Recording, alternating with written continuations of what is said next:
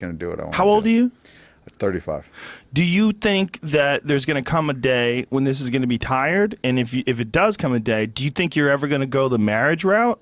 Is that possible at this point? So look, I mean, I'm a gambler, but I don't want to bet half my net worth I'm going to love the girl forever. But, it's that not to say that I wouldn't, have a girlfriend or, I'm capable of being monogamous. It's just, for me, it's more about options, really. Like, at the end of the day, like, it comes down to most guys are in relationships, I feel like, because it's either, hey, I'm going to jerk off on Saturday night, or I got to put up with her shit and I get laid, and it's like, and a lot of it's out of laziness, a lot of it's out of lack of options, whatever the case may be, but it's not correct. Like, for me, I think a correct relationship is a guy that could be fucking, 5 or 10 girls, and he chooses to hang out with this one girl because he likes her, he likes hanging out with her, and she hangs out with him because she enjoys his company. And regardless of what the reason is, because a lot of people are like, oh, that girl's a gold digger, or they want to hate on him. But, at the end of the day, if a guy has made his money from, successful business and, being smart and he hasn't fucked it off, like, or he's a doctor or whatever, that to me is more of a part of who that guy is than a girl that's just born hot.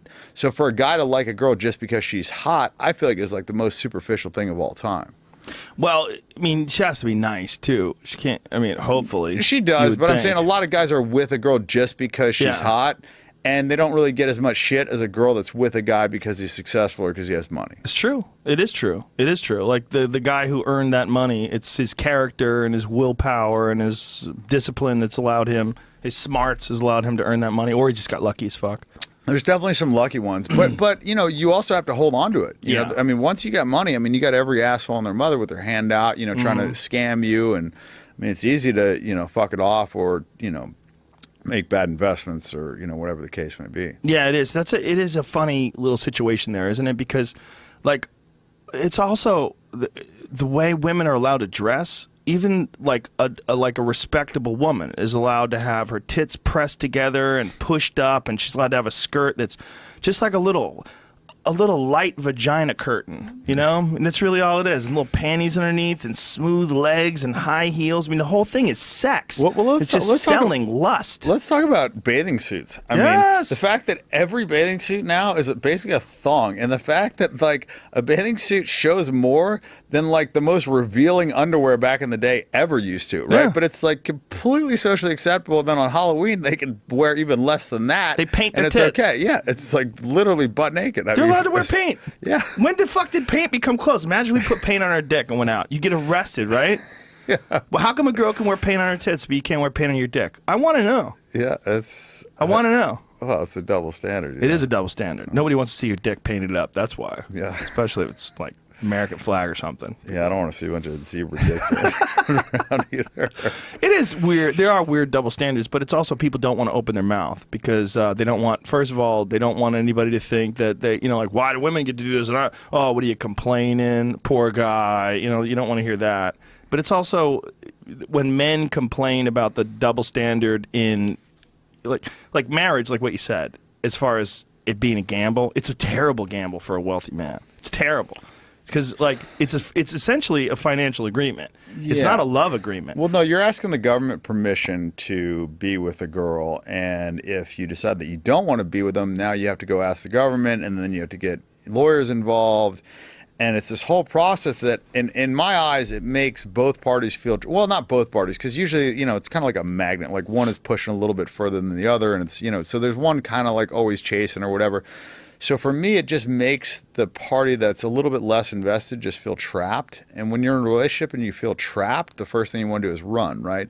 So you got this one person, that inevitably ends up feeling trapped, and the other person, kind of gets lazy or complacent. And I feel like it just snowballs. There's like a lot of momentum things, right? So if relationships just starts kind of going downhill and you're trapped in it because you're legally bound, I just feel like it's just going to get worse and worse, and the girl's going to stop giving the blowjobs, and the guy's going to resent it, and then maybe he cheats. You know what I mean? It's like this whole cycle that just wouldn't happen if you were hanging out because you wanted to hang out. Because let's face it, if you're hanging out with a chick and you like her and she's cool, and then she just decides to just completely let herself go and she turns into a fat ass, or she just like stops wanting to have sex with you, you're just going to fuck other girls, or you're just not going to hang out with her, right?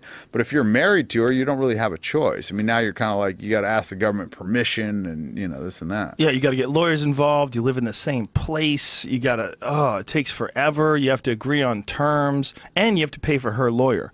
Yeah, I mean, how brutal is that? Like, you're like literally like trapped in the same house as the person. It's just like, fuck, man. It can get crazy. It can get crazy, and I've seen it get crazy. I'm sure you have too.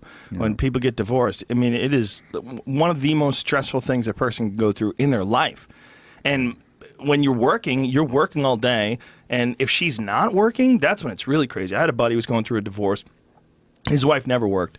And he was working, 10, 12 hours a day, just busting his ass constantly, at his own business. And she would be fucking off and doing whatever she wanted during the day. He had to pay for all that on top of paying for her lawyer. And her lawyer was trying to fuck him. And then he had to pay for his lawyer to battle her lawyer.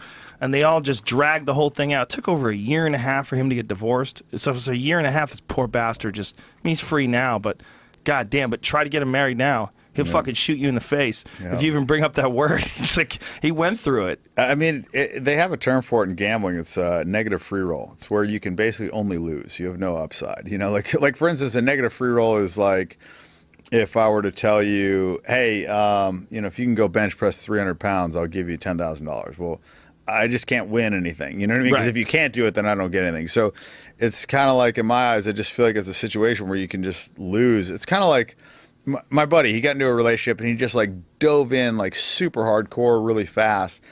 And I just told him, I said, look, like, I just feel like you don't have a lot of upside by doing that because, you can get hurt.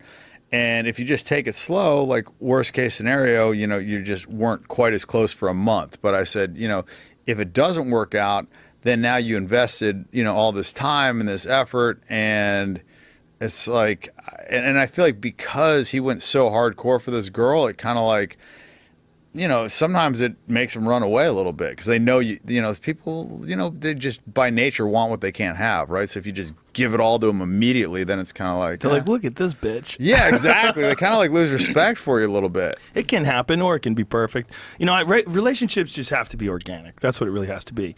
And as soon as you involve legal contracts, it's not organic anymore. Exactly. Like once I feel like once it starts to be forced in any way,